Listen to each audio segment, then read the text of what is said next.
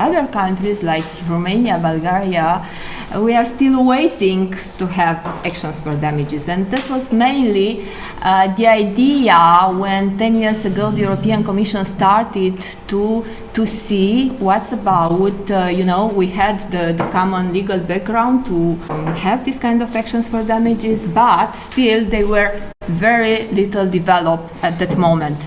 10 years ago, when the Arshel report was issued, try to identify a number of pitfalls.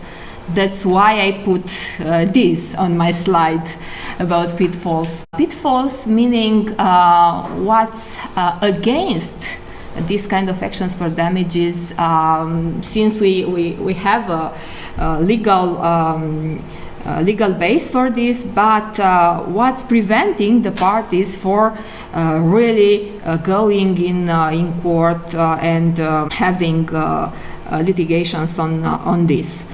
And from that moment, from that report, the European Commission realized a number of differences between the systems. Some of the systems, our national systems, are more, let's say, claimant friendly for this kind of actions for damages. And of course, evidence, it's the kind of usual pitfall when it comes about efficiency of these actions for damages.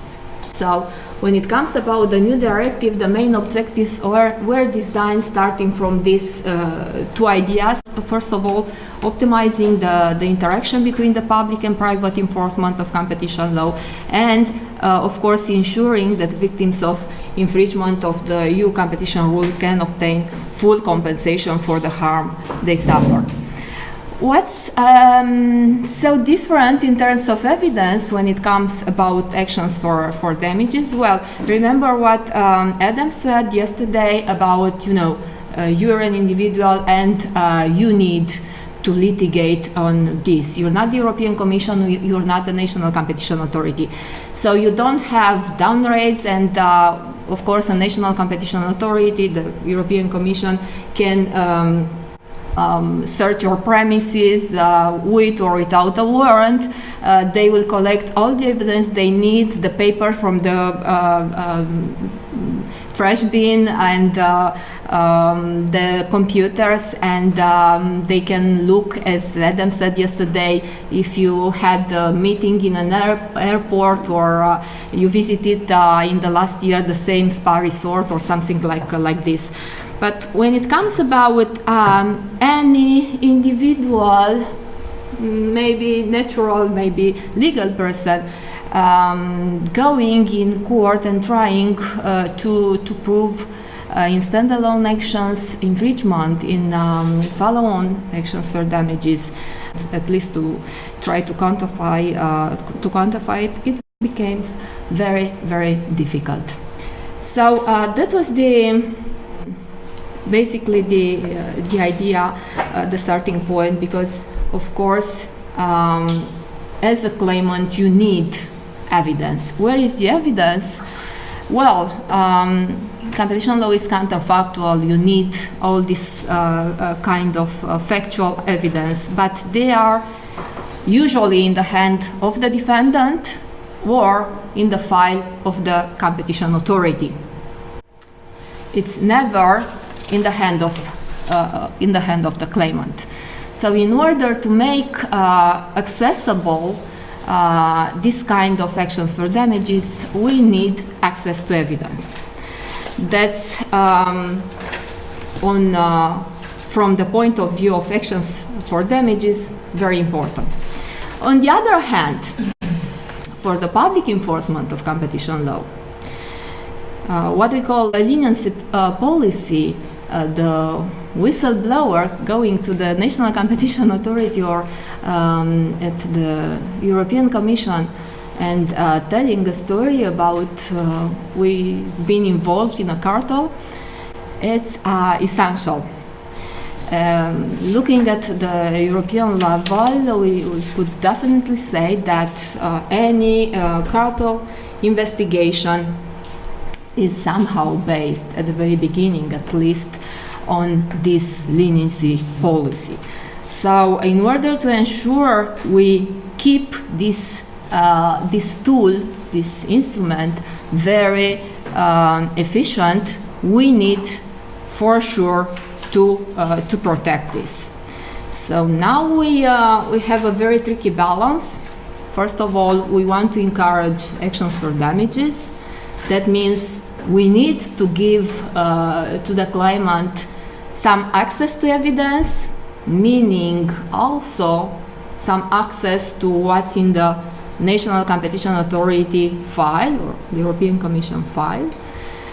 On the other hand, you can look at this guy, he's looking at forgiveness. It has a price, and the price seems to be very high. That's the tricky balance. An undertaking that considers cooperating with a competition authority under its leniency program cannot know at the time of its cooperation whether victims of the competition law infringement will have access to the information it has voluntarily supplied to the competition authority.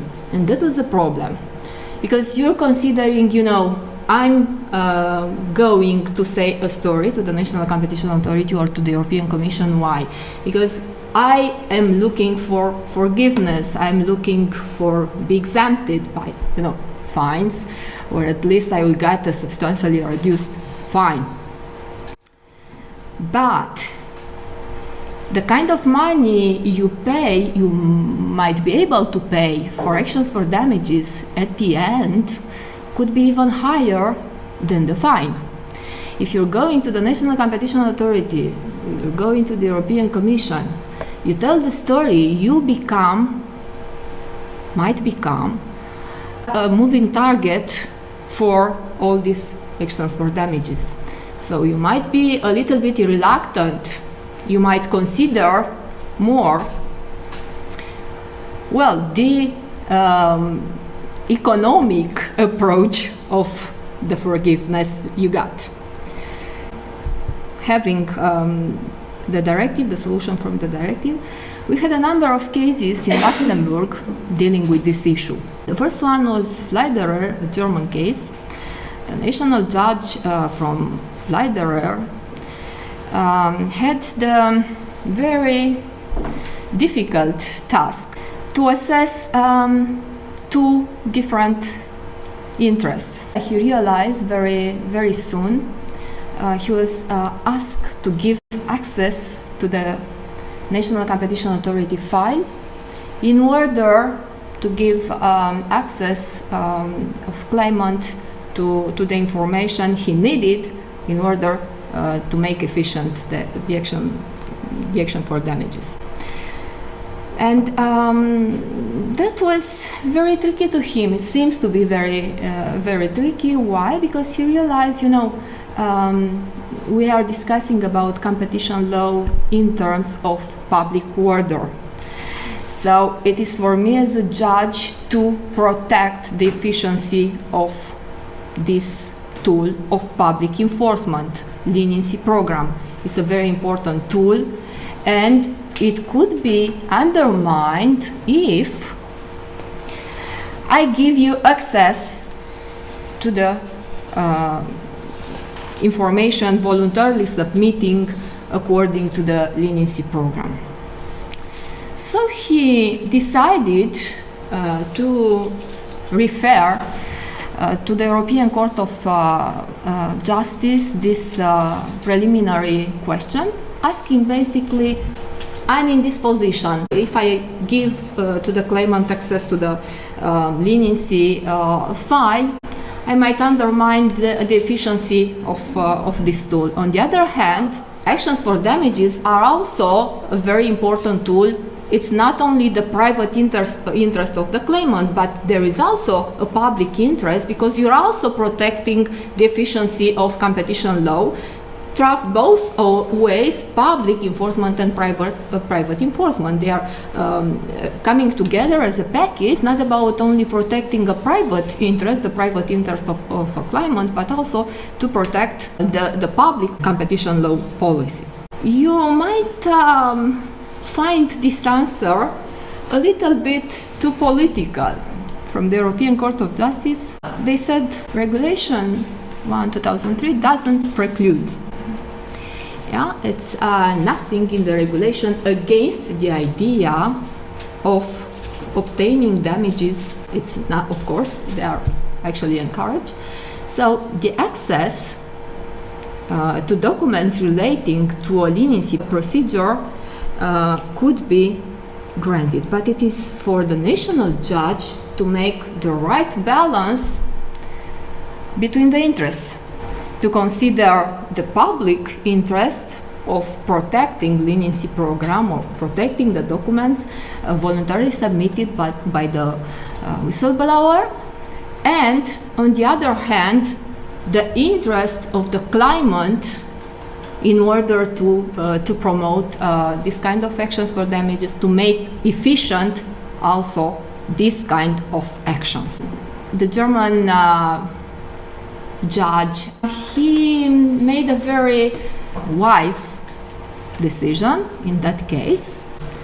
Actually, Fleiderer was very important at that moment. It's very important. Why? Because the European Court of Justice said something. The European Commission point was you shouldn't grant any access to the leniency documents, to the documents submitted according to the leniency program. So the European Court of Justice said, of course, you have the balance, you have all the difficulty of making this balance, but they said it's possible. It's nothing precluding, so you can do it. It's a completely different point of view from the European Commission at that moment.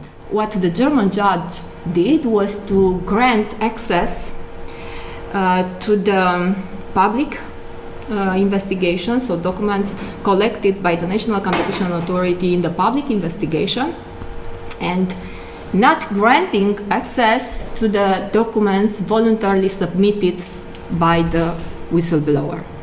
So that was the balance, and at that moment we thought what the German interpretation, the German judge interpretation of Fleiderer was a very wise one. Then we had another case, Donau-Chemie, that's an Austrian case. It's somehow a version of Fleiderer, but with a main difference.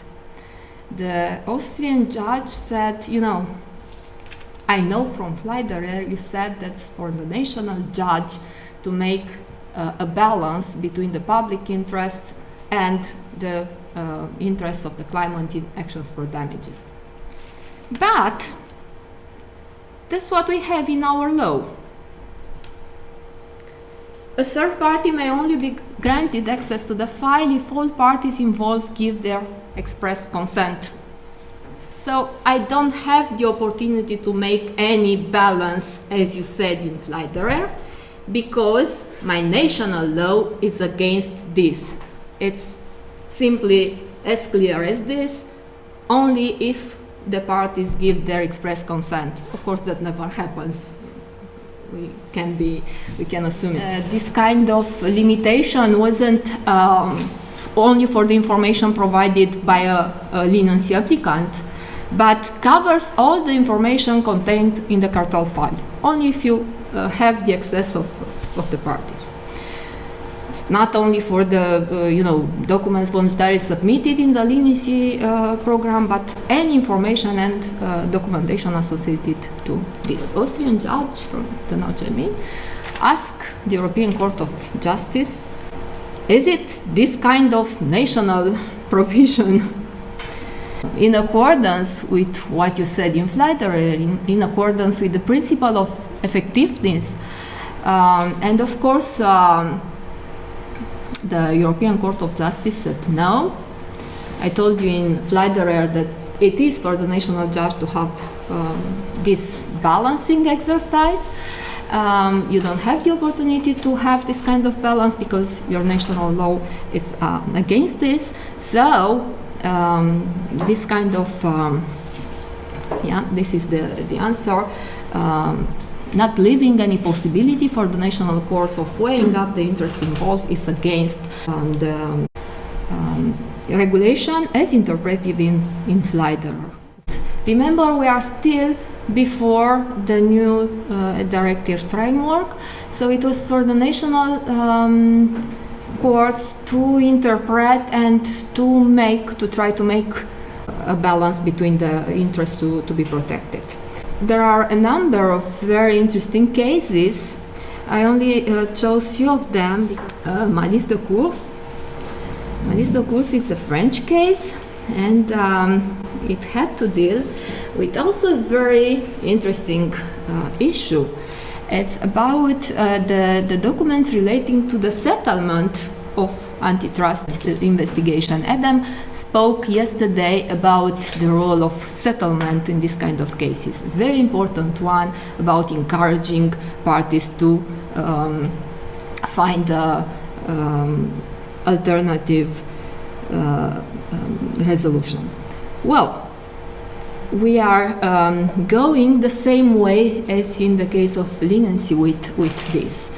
Of course, we are trying to encourage, first of all, settlement, but if you encourage the settlement and then you give access to all the claimants from actions for damages to the file of the settlement, first of all, you will have a kind of presumption. I mean, if you decided to have a settlement, it's more likely that it was something there wrong, a kind of infringement. We are starting from this and we are giving the access to the file of the settlement. That means, again, you will become the moving target for any claimant asking damages. So again, you might become a little bit reluctant, and well, when you're considering a settlement, maybe you're not very encouraged to do this. So that was again a balance, and you can see here the French Commercial Code, the Article 463, was against any access, prohibiting the disclosure of information covered by the confidentiality of the investigation of the Autorité de la Concurrence, not limit to the power of the court to order the production of documents in application of Article 138. So it was for the Court of Appeal of Paris to deal with this. And the solution was the following. The Court of Appeal granted access to non-confidential versions of all written and oral statements gathered by Autorité de la Concurrence during its investigation. They granted access to the parties and third parties' written observation, to the minutes of hearing, to the replies to the questionnaires, to the requests for documents issued by the investigative services of the Autorité de la Concurrence, and to several other documents placed on the file.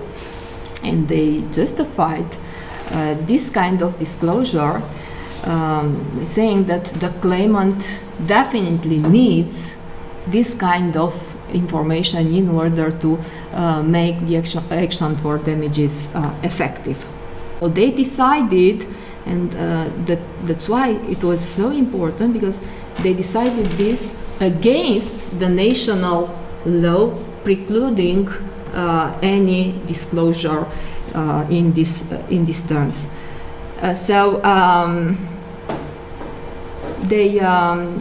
They argue on this point, and they say, of course, it's important in order to put an end to the public investigation.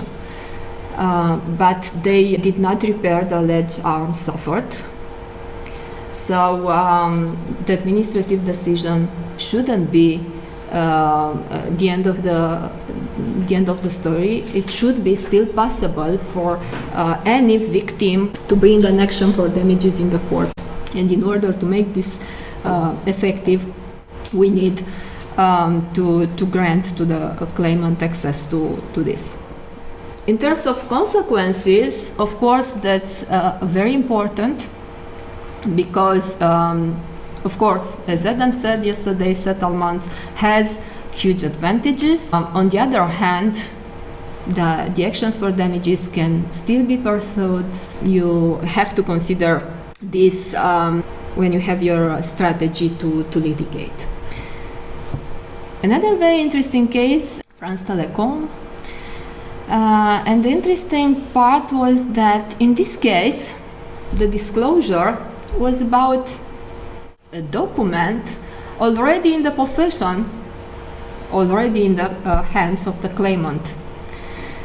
But he couldn't bring it in front of the court because the confidentiality clause of that particular document was precluding bringing that document as evidence in the court. So the claimant thought he might be smart enough to ask the court to disclose that document, telling a story like this, I have the document, it's in my hands, but I have a confidentiality clause in this document, so I can't bring you in front of you to sustain my claim. But if you, judge, decide to order to the defendant to produce the document, I will be exempted for any responsibility for the infringement of the confidentiality clause. And the French judge in this case decided that this kind of situation is not disclosure because you already have the document in your hands. You don't need me to order to produce it. Of course, if the documents are necessary to the exercise of the right of defense, or you can simply dismiss the objection to the production of the confidential documents, but it's not about disclosure in this kind of situation. Now we are coming to the solution from the directive. Remember what we discussed in the two situations, flight d'erreur and malice de course. It was about what? It was about leniency statements, settlement submissions. It was very debated, and Adam can tell you it was very debated also in our association. We have some colleagues, they are really against this situation. But in terms of making a balance, the solution from the directive sounds like this. We have an absolute protection for this two types of documents: the leniency corporate statements and settlement submissions. So a court can never, it's not about the balance, it's not about what you're thinking about, but the national court can never order disclosure in an action for damages for these two types of documents: leniency corporate statements and settlement submissions.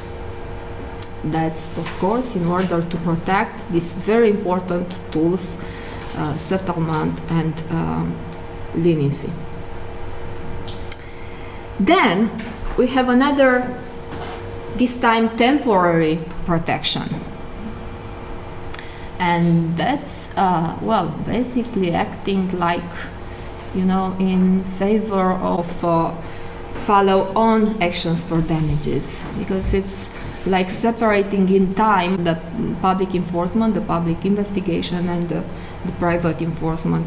The temporary protection for documents that the parties have specifically prepared for the purpose of public enforcement proceedings, or the competition authority has drawn up in the course of its proceedings. But in this case, as I said, it's only a temporary protection. You can, of course, use this, but only after the competition authority has closed its proceedings. So you have to wait for the public investigation to come to an end, and then you can, of course, order the disclosure of this kind of documents, but not before. And then the directive has solutions in order to, well, correct the disadvantages of disclosure. Some protective measures, so where one of the party in the action for damages had obtained those documents from the file of a competition authority, of course, because you need to grant them the access to some documents in order to allow the right of defense, to protect the right of defense. But such documents are not admissible as evidence in an action for damages, or are admissible only when the authority has closed its proceedings, depending on the two types of documents. So when it comes about leniency application, when it comes about settlement, of course they are in the file of the National Competition Authority of the European Commission.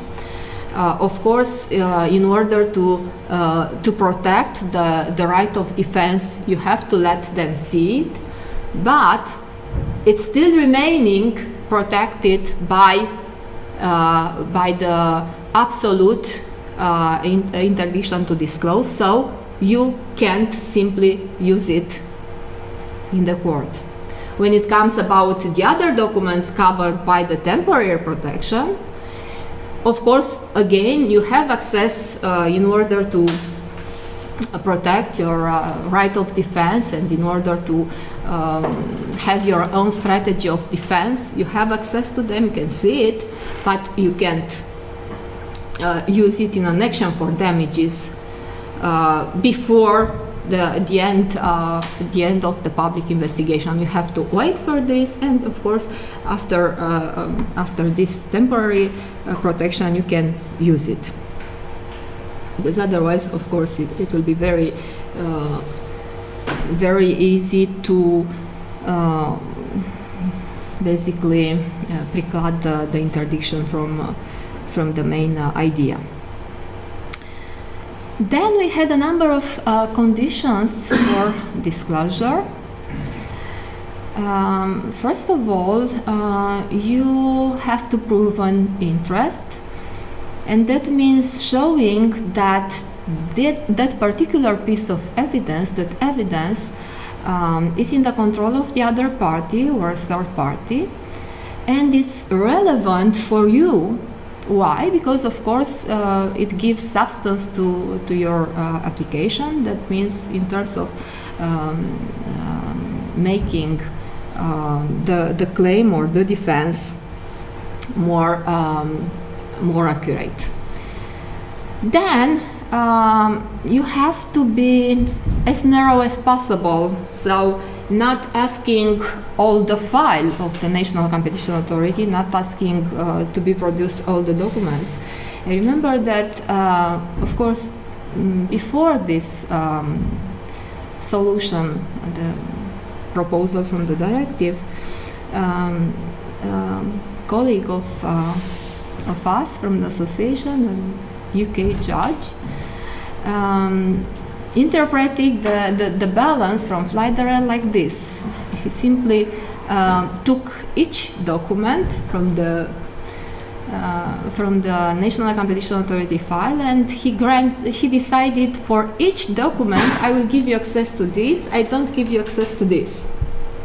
And probably in terms of how to deal with this, that would be the idea. But otherwise, anyway, you have to be as narrow as possible. So to identify at least as category the document that you want to be granted access, at least to say maybe if you know exactly the piece of evidence you need, but at least the category, and not all the file. And then we come to what Lian referred to, proportionality. So when you decide to order the disclosure, you have a number of other factors to consider in order to make this proportional. Because it's not only the interest of the claimant to have access to documents, but there are also third parties' interest to protect in terms of confidentiality. And of course, other parties' interests. So you have to make your decision, to make your balance according to a number of criteria. First of all, the likelihood that the alleged infringement of competition law occurred. That's, of course, in the situation when you don't have a national competition authority decision, final decision saying it was an infringement. Because in that situation, we will see the directive has a clear solution on this. But when you only have a standalone action, you don't have the national competition authority decision saying this, you have to consider this likelihood. Then, the scope and the cost of disclosure, especially for any third parties concerned. You have to think not only for the claimant, but also for the third parties. Then, of course, the evidence to be disclosed could contain, almost all the time contains some confidential information. And of course, sometimes this confidential information concerns not only the parties, but also third parties. It's a very tricky balance how to give access to this, but still to keep confidentiality. And in any case, as a court, you have to take into consideration that if you decided to disclose, you have also to ensure that it remains confidential, because otherwise it could be a problem. And as I said, of course, you don't grant a general access to all the file. You need to be specific and to say, I give access to this category, I give access to these documents. The one who had the information has the power. So the information, you granted access to it, could become an object of trade, a very valuable object of trade. So the directive had to have into consideration this aspect. So, to prevent documents obtained through access to a competition authority's file becoming an object of trade. Because of course you had access to that file, you know what's inside, and you can sell the information to other possible claimants. So the solution from the directive says that only the person who obtained access to the file, that means in order to ensure the right of defense, or in order to prepare his right of defense, or of course his legal successor, should be able to use those documents as evidence in action for damages. That's let's say an intuitu personae protection. So it's only for you to use it. And then of course we had a number of procedural rights. In the directive we have solutions trying, we'll see how efficient will be, to protect confidential information from improper use to the greatest extent. That sounds to be very general, and it will be, of course, for our national laws to make it efficient. We have this kind of similar provisions for other types of documents, for other types of litigations. Sometimes the instruments we had in order to ensure confidentiality are efficient. Sometimes they are not. But as I said, it will be definitely for our national legislator to find the proper transposition solution in order to make these procedural rights efficient. Then, to give full effect to legal privileges and other rights not to be compelled to disclose evidence. The legal privilege, that means the mails between the lawyer and the client, the protection you're giving to this kind of legal privilege will be also for the national legislator. But of course we will have to consider the European Court of Justice case law in this field. Remember the famous case AkzoNobel, where the European Court of Justice decided regarding the legal privilege that it's referring only to independent lawyers. It's not covered, the situation of the in-house counselor, in-house lawyers are not covered by the legal privilege. And then, of course, in order to make efficient all these orders, you might need some fines, just in case you order the disclosure and somebody is not willing to do it. But a penalty for non-compliance with such an order may be imposed until the addressee of such an order has been heard by the court. So even in this kind of cases, we have to make the right of defense effective. We need to hear them to see what they are saying about non-compliance with the order. Now, in order to make all these provisions in connection with the soft law, the European Commission modified, amended a number of communications, and also the Regulation 773 relating to the conduct of proceedings by the Commission, Article 101, 102. And the communications, a number of 4 communications, that's from August 2015. They were amended.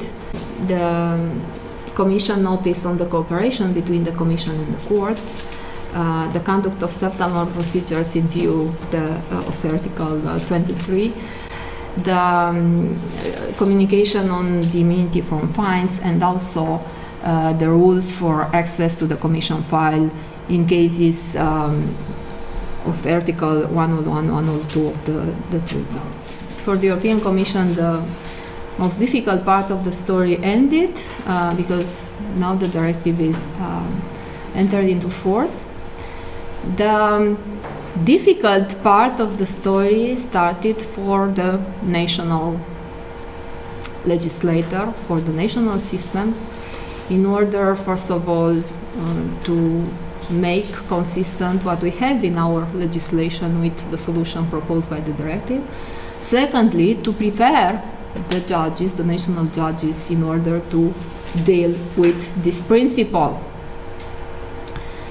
And it is my intention to use the opportunity to meet you in order to see how do you see from your perspective, how do you see from the perspective of your national legislations the challenge of the solutions proposed by the directive in this respect.